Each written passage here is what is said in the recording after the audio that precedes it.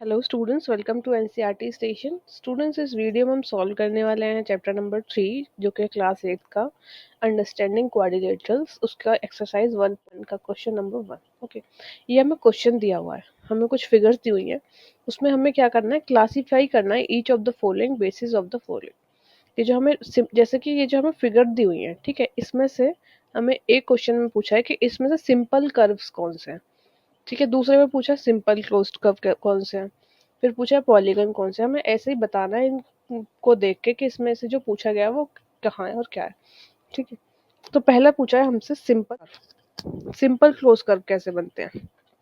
Simple close curve होते हैं, जैसे कि हम ये एक फिगर है हमारी, तो इसमें जो है हम जो ये फिगर बना रहे हैं, तो इसमें हमें बिना पेन उठाए ये बन जाए, तो ये हमारी हो गई सिंपल क्लोज कर्व जो कि है फर्स्ट। दूसरी दूसरी भी हम बिना पेन उठाए इसे बना सकते हैं, तो ये हो गया सिंपल क्लोज्ड कर्व। अब ये 3 है, ये थर्ड वाला इमेज है, तो हम इसे तो बना सकते हैं।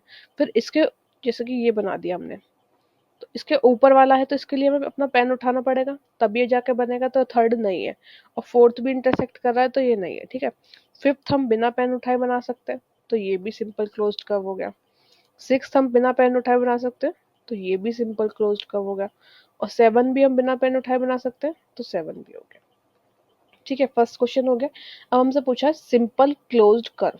अभी तक सिंपल कर्व पूछा था, अब देखिए ये जो जितनी भी है ये सब क्लोज्ड है, तो ये सब क्या हो जाएंगे, ये सेम ही बी में आंसर आ जाएगा कि ये जो सिंपल कर्व है वही सारी सिंपल क्लोज्ड कर्व है, क्योंकि सारी क्लोज है। ठीक है, अब हमसे पूछा गया पॉलीगन। पॉलीगन जो है, मैंने आपको इंट्रोडक्शन में बताया था कि पॉलीगन क्या होते हैं, जो कि एक 2 डायमेंशनल शेप होती है और जो कि क्लोज्ड नहीं होती, क्लोज्ड कर्व नहीं होती। जो कि ये जैसे कि ट्रायंगल, रेक्टेंगल जो है 2 डायमेंशनल शेप जो है वो हमारी होती हैं पॉलीगन्स, और क्लोज्ड कर्व नहीं होती। अब हम यहाँ पे देख लेते हैं एक्सरसाइज में कि हमारे पॉलीगन कौन कौन से हैं। देखिए, पॉलीगन जो है सिर्फ 2 है, क्योंकि जो सीधी लाइन से बनते हैं वो पॉलीगन होते हैं। जैसे कि सीधी लाइन से बनता है तो ये पॉलीगन है, स्ट्रेट लाइन से। और बाकी कोई भी आपका फिगर स्ट्रेट लाइन से नहीं है, तो ये फर्स्ट और सेकंड जो है वो हमारे पॉलीगन हो गए। तो यहाँ हम लिख देंगे फर्स्ट और सेकंड। ठीक है, फिर हमसे डी में पूछा गया है कॉन्वेक्स पॉलीगन। कॉन्वेक्स, अब देखिए जितने भी 8 फिगर है हमारे पास, हमें पता है 2 पॉलीगन है, तो इन दोनों में से कोई कॉन्वेक्स पॉलीगन होगा।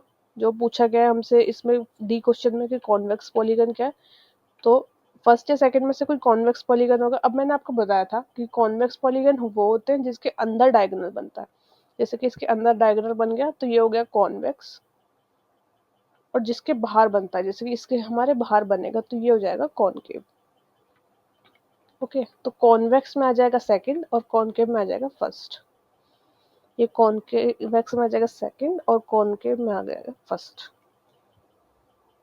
ओके स्टूडेंट्स, इस वीडियो में हमने सिंपल क्या बताया, फिगर्स को देख के हमने आइडेंटिफाई किया है। जो हमसे पूछा गया है कि कर्व कौन से हैं, पॉलीगन कौन से हैं। 3.1 का क्वेश्चन नंबर 2। ओके, क्वेश्चन में हमसे बोला गया व्हाट इज रेगुलर पॉलीगन। पहले तो हमें बताना है कि रेगुलर पॉलीगन क्या होता है, उसके बाद में state the name of the regular polygon of इतने साइड। मतलब कि 3 साइड का हमारा रेगुलर पॉलीगन क्या होता है, 4 साइड का क्या होता है, 6 साइड का कौन सा होता है, वो हमें बताना है। ओके, तो पहला हम बता देते हैं what is regular polygon. Regular polygon क्या होता है, ठीक है, अब वो पॉलीगन जो कि इक्वल साइड्स होती है, मैंने आपको इंट्रोडक्शन में भी बताया था कि वो पॉलीगन जिसकी इक्वल साइड्स होती है वो होता है regular polygon with equal sides and angle.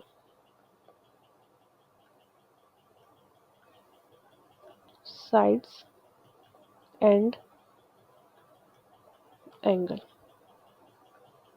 Okay students, यहाँ पे हमने देख लिया कि एक what is a regular polygon. Regular polygon की डेफिनेशन देख ली है, वो पॉलीगन जिसकी साइड्स इक्वल होती हैं और एंगल इक्वल होता है, तो वो होता है हमारा रेगुलर पॉलीगन। अब हमसे पूछा गया पहला 3 साइड का हमारा रेगुलर पॉलीगन क्या होगा। फर्स्ट है 3 साइड, तो हमें बताना है कि 3 साइड का रेगुलर पॉलीगन क्या होगा। अब आप सोचिए अपने मन में कि एक ऐसी शेप जिसकी तीनों साइड इक्वल हो, ठीक है, और एंगल भी इक्वल हो, तो वो क्या होता है, triangle. Equilateral triangle. Equilateral triangle में क्या होता है, तीनों साइड उसकी इक्वल होती है, तो वो हो जाएगा हमारा इक्विलेटरल ट्राइंगल।